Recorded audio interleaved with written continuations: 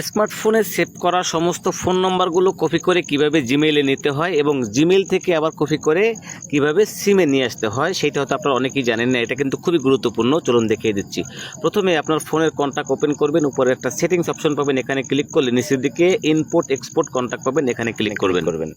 তো এখানে আপনার যতগুলো ইমেল লগ ইন করা থাকবে সবগুলো দেখাবে, একটা থাকলে একটা দেখাবে। নিচের দিকে আপনি সিম কন্ট্যাক্টগুলো পেয়ে যাবেন, সিম এবং স্টোরেজটা।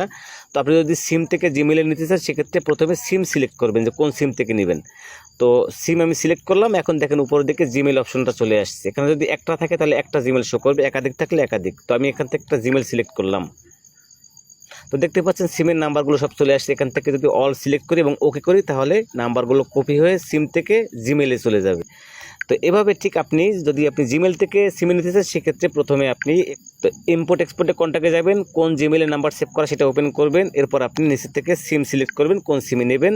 আবার দেখবেন যে এখানে আপনার যদি জিমেইলের নাম্বার সেভ করা থাকে সেক্ষেত্রে নাম্বারগুলো শো করবে, যেহেতু আমার করা নেই তাই এই নাম্বারগুলো দেখাচ্ছে না। সেগুলো সিলেক্ট করে ওকে করলেই জিমেইল থেকে সিমে চলে যাবে।